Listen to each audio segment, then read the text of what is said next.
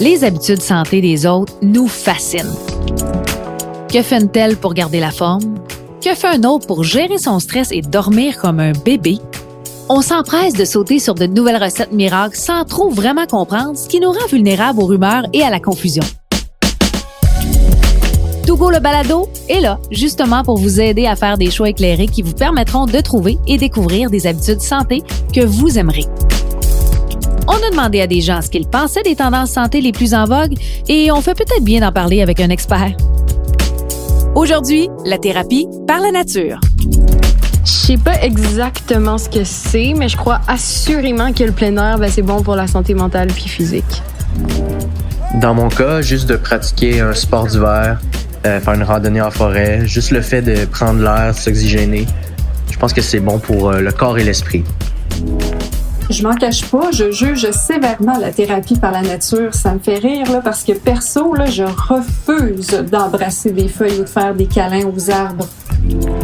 Je me dis que la thérapie, ça fait jamais de tort et la nature non plus, alors pourquoi pas?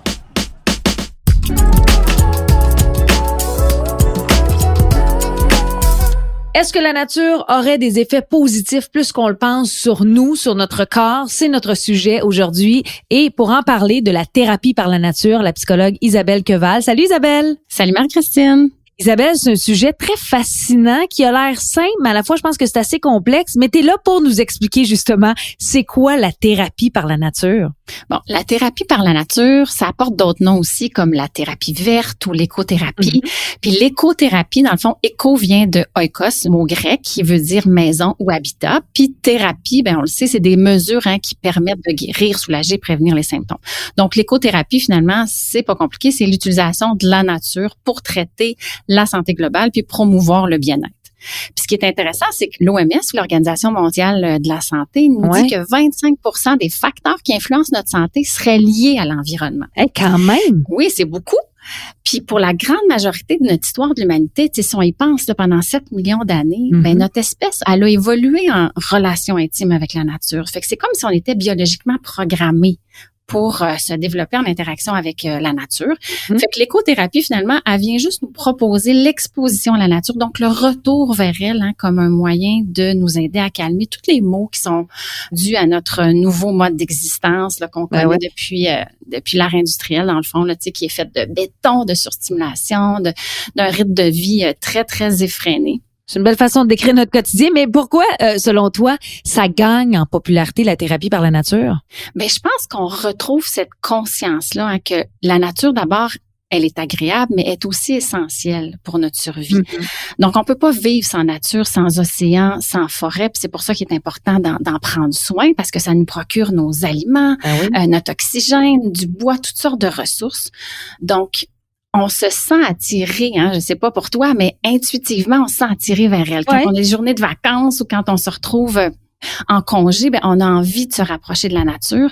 Puis il y a certaines personnes qui vont préférer la campagne, d'autres la forêt, d'autres le bord de l'eau. Chaque milieu a son énergie propre, mais on est invité, en tout cas, la nature nous invite à se reposer, à se ressourcer. Puis en même temps, c'est pas automatique que si on se retrouve en nature, on va automatiquement bénéficier puis vivre les bénéfices de la nature parce que ça demande une certaine attention, une certaine présence à la nature, de ralentir puis d'être reconnaissant de ce cadeau-là que nous donne la vie de la nature. Elle nous donne puis elle exige absolument rien en retour.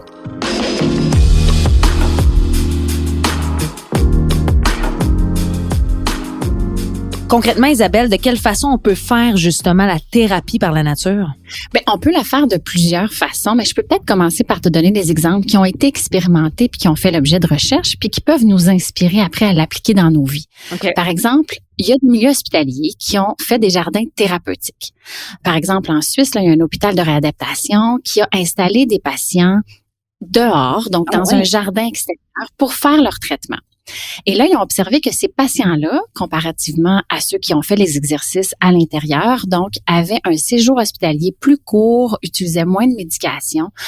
Donc, l'hypothèse, ça serait que la nature, finalement, elle nous aide à activer nos connexions neuronales puis à augmenter notre motivation. Okay. Et il y a aussi des potagers qui sont faits, par exemple, pour les enfants autistes en France. Donc, par exemple, on sait, je sais pas si toi, t'aimes jardiner l'été, mais on le sait, quand on sème, on désherbe, il y a quelque chose de nature. Ouais. Oui, c'est ça. On voit la nature se déployer, pousser, tout ça.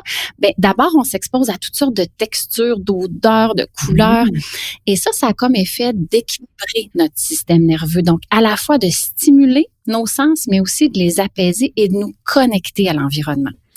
Et il y a d'autres formes même de thérapie par la nature, des marches empathiques, par exemple. C'est-à-dire? Donc, il y a même des thérapeutes qui vont, au lieu d'aller dans leur bureau faire la thérapie entre leurs quatre murs ou devant des écrans, ben qui vont marcher avec leurs clients dans la nature.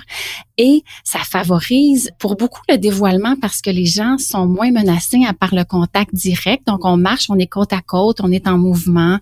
Ça permet aux thérapeutes d'observer aussi certaines choses auxquelles il n'y aurait peut-être pas accès parce que là, ils voient la personne qui est pas juste en train de se raconter, mais qui est en train de vivre aussi dans l'environnement. On sait même que la Fondation des parcs de Colombie-Britannique, à un moment donné, a offert à ses travailleurs de la santé de la thérapie par Zoom. Donc, le travailleur de la santé ça a commencé là en contexte de pandémie pour réduire le stress. Ben oui. Donc, les gens se connectaient sur Internet, choisissaient leur lieu de prédilection, que ça soit la forêt ou le parc à côté de chez eux. Puis là, ils avaient accès à cette thérapie-là guidée. Et sur YouTube, on peut trouver différentes thérapies guidées qui sont inspirées de la nature.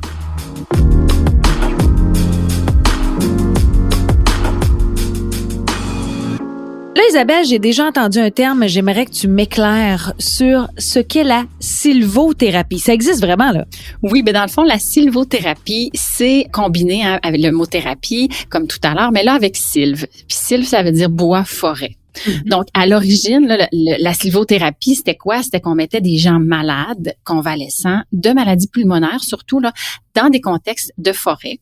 Okay. Et l'hypothèse, c'est que le traitement curatif, c'était via la respiration de phytoncides. Les phytoncides, c'est des composés volatiles antimicrobiens qui sont émis dans l'air par les arbres. Okay. Puis après, cette pratique-là, elle s'est étendue à l'ensemble des gens. Tu sais, c'est dans le fond de faire des promenades dans des environnements forestiers pour le simple plaisir et le bien-être que ça apporte.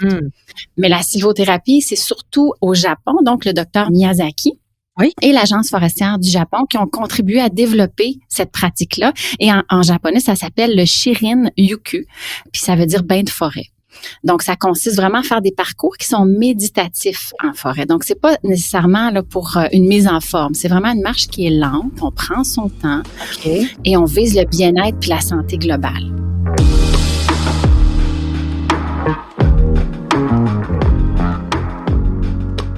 Alors, Isabelle, concrètement, là, je tente de te poser la question, mais si j'ai envie de vivre cette expérience-là, ça peut ressembler à quoi? OK, regarde, Marie-Christine, je te fais imaginer un peu. Ouais. Imagine qu'on est en forêt, qu'on est dans la belle saison. Et que là, on prend le temps de marcher. Et là, imagine qu'on touche, par exemple, le revêtement de la mousse au sol, puis là, on ressent la fraîcheur, l'humidité. On prend le temps d'observer les rayons du soleil qui passent à travers les arbres puis qui créent toutes sortes de jeux de lumière. Qu'on prend le temps d'écouter les bruits de nos pas, d'écouter le chant des oiseaux, le bruit d'un ruisseau. Ça peut même être de s'étendre, mettons, sur le sol, puis de regarder dans les airs, d'admirer la cime des arbres, de regarder le ciel bleu. Ouais. On pourrait même enlever nos souliers, par exemple, puis marcher pieds nus ou s'adosser sur un arbre. Il y a même des gens qui aiment faire des câlins aux arbres, donc pourquoi pas? Concrètement, c'est quoi les bienfaits de faire tout ça? Parce que c'est facile à dire, à faire, mais quelle réflexion on doit avoir quand on le fait? Les arbres nous apportent vraiment des bienfaits, autant au niveau physique que psychologique. Même si on comprend pas tout le temps exactement le comment ou le pourquoi, mais les recherches sont claires. Là. Ils confirment nos intuitions. Donc, ils démontrent des effets du bien-être psychologique. Donc, on sait, par exemple, même que la couleur vert, la dominance du vert et du bleu en nature, ça nous apaise, ça nous détend, ça nous calme. Okay. Et la forêt, la nature, ça permet de déconnecter. de notre quotidien, de s'évader, mais ils ont mesuré aussi les taux de cortisol. Donc, ça réduit le taux de cortisol, qui est une hormone du stress. Et même au niveau cognitif, ça améliore la concentration, ça favorise la créativité, la résolution de problèmes. Wow. Donc, tout ça a un impact même sur notre humeur. Donc, la dépression, la confusion, l'anxiété, même la colère. Puis au niveau physique, ben les bénéfices qui sont rapportés, c'est au niveau de la vigueur, de l'énergie, de la joie de vivre, même de la qualité du sommeil. Puis là, au niveau plus médical, on sait même que ça réduit la pression artérielle, donc ça améliore incidemment là, les maladies cardiovasculaires, mais même le système respiratoire, comme je le disais tout à l'heure. Puis évidemment, la santé globale, parce qu'on est plus actif quand même quand on est en nature, donc même une diminution des risques d'obésité, augmentation de l'espérance de vie. Donc, on voit qu'il y a vraiment beaucoup de bénéfices. À la limite, Isabelle, j'ai envie de te dire que tout ça a l'air magique. Tu sais, il y a tellement de bienfaits que tu écoutes ça et tu te dis, hey, c'est sûr que je vais marcher à tous les jours de ma vie là, dans le bois ou dans la nature, du moins. Oui, puis en même temps, il y en a qui haïssent ça, la forêt, tu sais, qui ont peur, par exemple, qui aiment pas d'être entourés de moustiques. Fait que là, évidemment, ça va pas réduire de façon magique ou automatique leur stress. Ouais. C'est vraiment de prendre le temps de s'installer, puis évidemment de se mettre dans des conditions favorables. Mais tu sais, les recherches ont démontré que c'est pas juste le fait de marcher ou de se promener, parce qu'ils ont comparé des balades qui étaient faites en ville versus d'autres en forêt, qui étaient de même longueur, de même durée. Et ceux en forêt ont vraiment eu des effets positifs sur, justement, comme je disais, le cœur, les bronches, le système immunitaire, la fatigue, puis même la dépression. Isabelle, c'est facile à dire, se connecter avec la nature, mais quand on n'a pas nécessairement un accès, soit une forêt, à des sentiers, puis qu'on vit plutôt dans un milieu urbain, on fait quoi pour se reconnecter avec la nature? Mais tu as raison qu'on n'a pas toujours accès à une voiture, par exemple, pour se déplacer ou même à un parc près de chez soi, mais on n'a pas besoin nécessairement d'aller en campagne ou en forêt pour bénéficier des atouts de la nature. L'important, c'est vraiment de ralentir, d'être attentif. Donc, tout ce qui est au niveau de la pleine conscience, de regarder, d'écouter. Même en ville, il y a toujours des petits coins de nature ici et là. Juste à Montréal, là, on dit qu'il y a 20 km² de parc et d'espace vert. Puis c'est tellement important qu'il y a même des médecins là, au Québec qui plaident pour la protection des arbres, des boisés, des milieux naturels, pour promouvoir même une plantation massive d'arbres dans les milieux urbains pour augmenter ces bénéfices-là pour les gens qui peuvent pas aller en campagne, par exemple.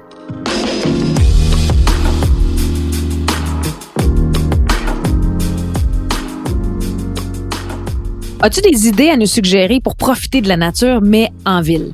Oui, ben écoute, ça peut être tout simplement d'aller marcher dans les rues avoisinantes puis prendre le temps d'admirer l'aménagement paysager que les voisins ont fait autour. Il y a toutes sortes de couleurs, de belles odeurs aussi. On pense au printemps, là, au lilas, au magnolia, tout ça. Ça peut même être d'aller dans un marché public. Moi, j'aime beaucoup ça, aller là. Écoute, c'est toujours visuellement très invitant. Là, on a accès à toutes sortes de produits frais. Il y a même des fleurs, on peut s'en acheter. On peut goûter à différents aliments. Donc, c'est une autre façon de se connecter à la nature puis de se connecter aux gens qui en prennent soin aussi, qui ont fait pousser ces choses-là. Mm-hmm. Ça peut être, ma belle-maman fait ça, elle s'est trouvé un arbre chouchou dans un parc près de la maison. Donc, ça devient son lieu à elle. Elle va lire là, elle va nourrir les oiseaux. Donc, on peut choisir un arbre puis admirer son évolution à travers les saisons, le photographier, le dessiner. Puis ça peut être aussi de tout simplement aller sur son balcon ou aller se promener puis regarder le ciel. Ouais, c'est vrai qu'il y a des choses fascinantes. Oui, tu sais, des fois, de redevenir un peu avec un cœur d'enfant, de regarder les nuages, de voir leur forme, de s'imaginer des trucs, de regarder le soleil, les cycles de la lune, les planètes, les étoiles quand on le peut, là, quand il n'y a pas trop de nuages ou de pollution. Donc, c'est vraiment, il y a toutes sortes de façons de se connecter à la nature. Mais là, Isabelle, quand on n'a pas l'habitude d'être en plein air ou qu'on ne peut pas sortir, comment on peut adopter ce mode de vie? Les recherches sont intéressantes parce qu'ils nous démontrent que même juste l'écoute d'une trame sonore, par exemple, d'oiseaux, a des effets bénéfiques. Juste le simple fait de regarder des images de forêt aussi améliore notre état d'esprit. Donc, on peut faire toutes sortes de choses, comme justement regarder un livre sur les voyages, s'installer des fonds d'écran. Moi, je fais ça là, de paysage. Puis à chaque fois que j'ouvre mon écran, je prends le temps de la regarder, cette image-là, puis ça m'inspire. Donc, ça peut être de visionner des documentaires sur la nature, la faune, la flore. S'occuper de nos animaux domestiques aussi, c'est d'autres êtres vivants qui peuvent nous faire du bien. Est-ce que je me trompe, Isabelle, mais la pandémie aussi a suscité un engouement pour les plantes intérieures? Oui, c'est tout à fait vrai. Écoute, des gens qui avaient pas vraiment de plantes, n'avaient pas l'impression d'avoir le pouce vert, ont développé une vraie passion pour les plantes. Là, on en voit même dans les revues de décor et tout ça. Donc, les gens s'achètent des plantes, prennent des cours ou lisent sur comment en prendre soin, sur les différentes espèces, leur entretien, les maladies et tout ça. Puis c'est vrai que les plantes ont vraiment un effet, on d'abord nous gardent connectés au vivant, autant sur la fragilité que sur la beauté. Fait que je pense que de s'entourer de plantes, d'abord, ça fait qu'on se sent entouré par leur présence, justement. Mais on se sent utile aussi parce qu'on prend soin d'un vivant, puis on le voit évoluer. Donc, on sent qu'on contribue à sa santé, à sa croissance. Puis c'est certain que on peut s'émerveiller devant toutes les particularités des plantes, leur forme, leur couleur, leurs feuilles, fleurs, tout ça. Puis les recherches démontrent que ça augmente vraiment la productivité, notre efficacité et même notre attachement au lieu quand on a des plantes dans cet environnement-là.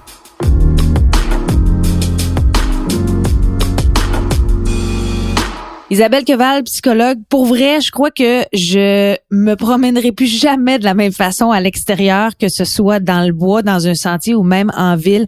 On voit que c'est une approche hyper intéressante, accessible. Donc, il n'y a pas de raison de changer un peu notre mode de vie. Puis on a vu tous les bienfaits grâce à toutes les informations que tu nous as données. Merci beaucoup, Isabelle. Ça fait plaisir, puis bonne nature à toi. Et merci beaucoup à vous d'avoir été là. N'hésitez pas à partager le balado, suivre Mon2Go, soit sur Facebook ou encore Instagram. Il y a plein de beaux contenus intéressants.